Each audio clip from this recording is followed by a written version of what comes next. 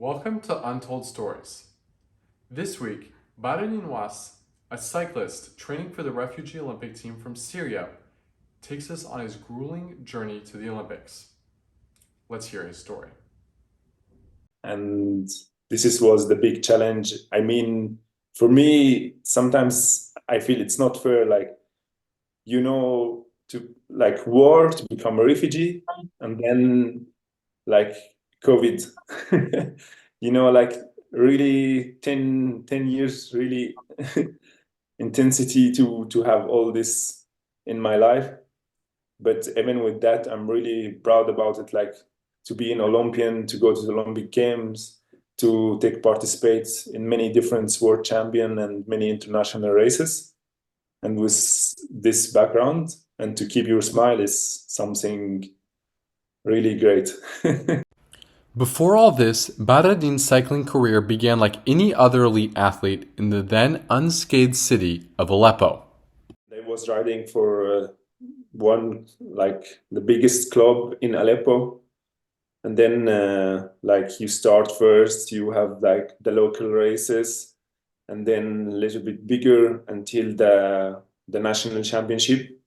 So and with like 19 years, start a new life, like to have also to find a balance. Finish the high school, went to the university, and at the same time training with the national team. When the war began in Syria in 2011, Badreddin, like everyone, hoped it would end soon. But after 3 years, those hopes faded, forcing him to seek other options.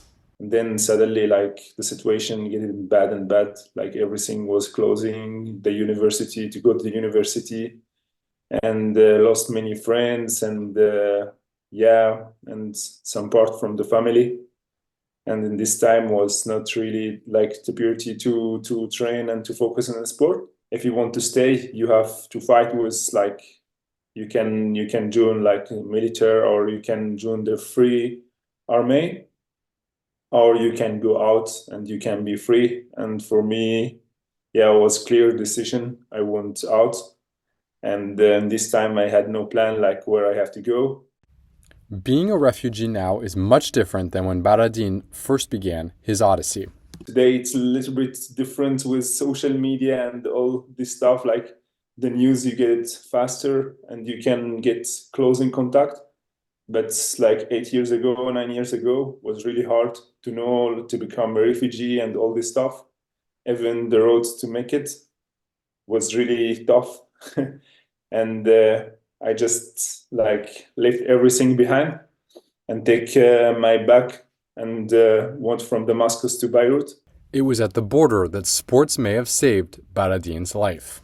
I just say to the control police, I have some competition, and here is my license. So they let me out, but in the same time, I was really afraid, like if they keep me in the country. Then from Beirut went to Turkey for 4 or 5 days, and was hot summer there, and like all the people was suffering there, a lot of people.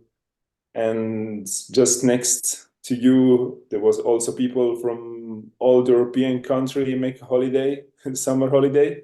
It's like for 3 months in Athens, I was thinking to start a new life there.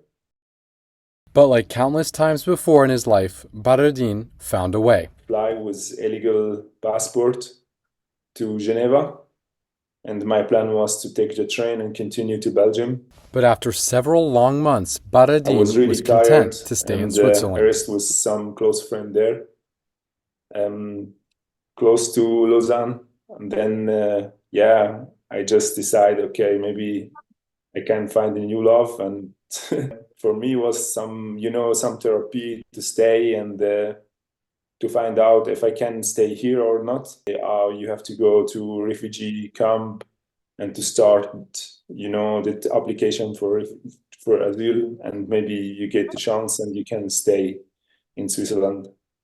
And this is like other challenging in life. Yeah, The Olympic refugee team has provided an oasis for the Syrian.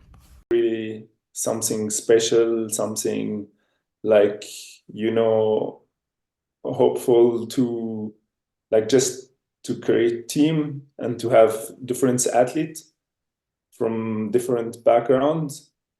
And like in my experience, every refugee has different story, but finally, like the same, yeah, like same reason why they become a refugee. But this is what, yeah, can touch everyone in the life, like you and me or however. But yeah, so and the refugee team, it's really such amazing, like opportunity to give you hope and to can support you and to have like hope and to complete again. Although well supported, being a refugee athlete is a completely different feeling for the cyclist who no longer benefits from his federation's resources. You was in your country um, athletes and you was really like at highest level, and suddenly you lose the federation, you lose the national Olympic Committee, so you lose all this support. Cycling, it's not like um, you can run with one shoes or even without shoes or not the right shoes, or you can swim. Cycling, it's really like Formula One. You have to find the bike, you have to find the equipment, the races, all this stuff. So this really expensive sport, and it's take really long time to start again. And in this time, I didn't also, like in Switzerland, it's not fast as the other country when you arrive and you say, okay, I have to be a refugee, so it's take long time. So I stopped like for 3 years. And then in this time, there was no chance to join the It team. has been 10 years since Barredin has seen his mother. Missing home has become part of the journey, but Barredin cannot return to Syria, where he is a wanted man. Sometimes I find myself in some hall, like, as what I say, I never meet my mother since I left Syria. And of course, I'm normal person. I'm not a machine, just training and focusing in this way. So sometimes I find myself in some hole and miss the family, and this is really tough. Get really angry. Like I say, okay, when I dream for something, I can follow my dream and get it. But if I try to meet my mom, I cannot meet her, and this is make me really, like powerless. No idea how to meet her, and sometimes I'm really, I hate the politics and the war because of that. And we get older and older, so I hope I can meet my mother very soon. Through this emotional turmoil, Barredin stuck with the sport, landing himself a spot on the refugee team.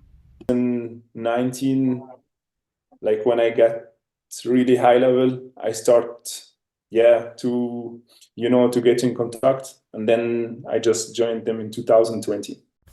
Barredin has the fortune of having competed at the Olympics despite a tainted experience due to COVID.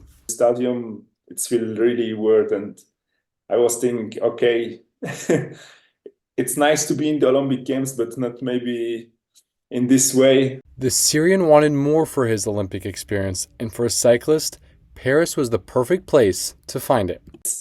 For me, was not enough to just complete in one Olympic Games. For I think for every cyclist, if you complete in Paris, it's like you have Tour de France and Olympic Games in one day. And this is what like give me a lot of motivation and powerful to just chasing this dream and to go to Paris. Along with the venue, the games themselves carry their own prestige. Olympic Games is really something different, something special, something very specific, something for the highest level in the world. Badreddin's goal is to be selected for the Olympic team, which he will know at the end of May. First goal, the second goal in top 20, and to be like the fastest and like the best level what they had in my whole career. So yeah, it will be everything for me. But how does the Syrian cyclist want to be remembered? I hope the people they want to remember about my smile when I'm riding my bike, even that I had like I have difficult background, and I hope I can give hope and like hopeful for the people even when they have difficult time or difficult background. And I guess, and in my big experience with refugee and sport, um, if you are really smiling and just keep moving, you can reach every single dream. That was Barredin Wais's story. Tune in next week for another episode of Untold Stories where we hear Abdullah Siddiqui's journey out of Afghanistan.